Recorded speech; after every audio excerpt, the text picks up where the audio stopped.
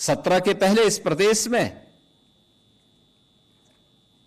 परिवार से ऊपर सोची नहीं थी, केवल अपने परिवार के बारे में सोचता था। और सिपाही परिवार के अलावा दूसरों के पास कोई सोच ही नहीं था। घूम फिर करके सब वही चाचा भतीजा और महाभारत के सभी रिश्ते उसमें आते थे। और एक ही परिवार के सारे लोग उसमें लाभ लेते थे, लूट लेते थे, डकैती डाल देते थे। उत्साह के उमंग को दंगों की भेंट चढ़ा देते थे,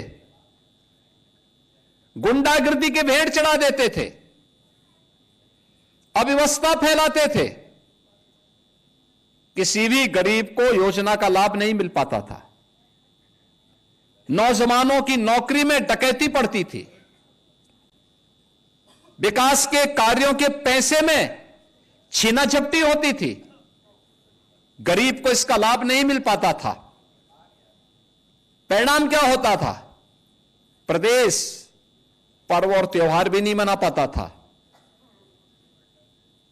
प्रदेश के अंदर गरीब तबाह होता था, नौजवान पलायन करता था। हर जिले में इनके द्वारा पाले गए गुंडे अराजकता फैलाते थे, माफियागिरी फैलाते थे। और उन माफिया के सामने, उन गुंडों के सामने, उन दंगाइयों के सामने इस समाजवादी पार्टी के नेता, इनके मंत्री और इनका मुख्यमंत्री नाक रगड़ करके उनको दंगों करने की छूट देती थी। डबल इंजन की सरकार आई और भारतीय जनता पार्टी की सरकार ने कहा कि नहीं, परिवारवाद से नहीं, पूरे प्रदेश को परिवार मान करके काम करना होगा। आज देख रहे होंगे कोई भेदभाव नहीं, किसी की जाति नहीं पूछी जाती, किसी का मत और मजहब नहीं पूछा जाता। तो प्रधानमंत्री जी का मंत्र था सबका साथ और सबका विकास। योजना का लाभ सबको मिल रहा है, भेदभाव किसी के साथ नहीं, सुरक्षा सबको प्राप्त हो रही है। और सरकार की तो पहले से ही घोषणा है कि अगर बेटी की सुरक्षा के साथ खिलवाड़ किया तो तय मानिए कि अगले चौराहे पर यमराज टिकट काटने के लिए खड़ा होगा, छोड़ेगा नहीं। ये पर्व और त्योहार सड़कों पे प्रदर्शन की वस्तु नहीं है। ये सामूहिक रूप से अपनी अभिव्यक्ति को समाज के सामने प्रस्तुत करने का एक माध्यम होता है।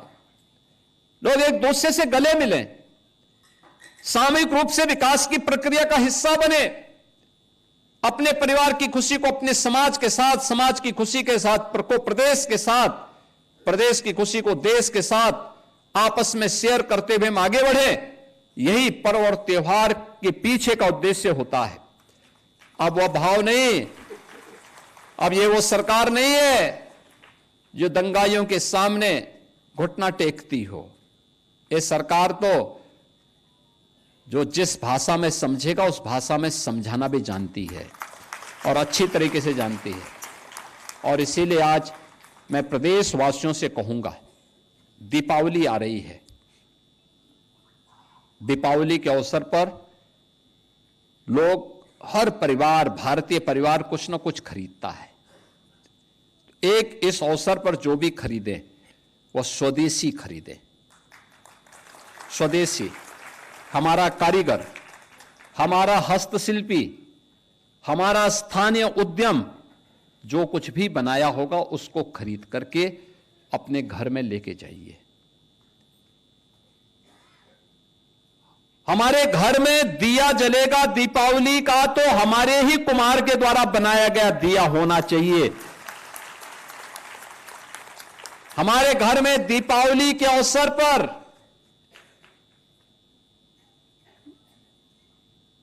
लक्ष्मी गणेश जी की जो मूर्ति बनेगी वह भी हमारे ही कारीगर के द्वारा बनाई जानी चाहिए, कहीं विदेश से नहीं आना चाहिए। वो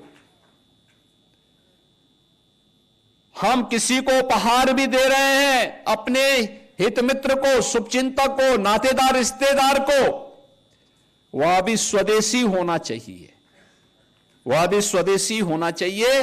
और स्वदेशी ही आपको गिफ्ट भी देना चाहिए किसी भी आयोजन के अवसर पर।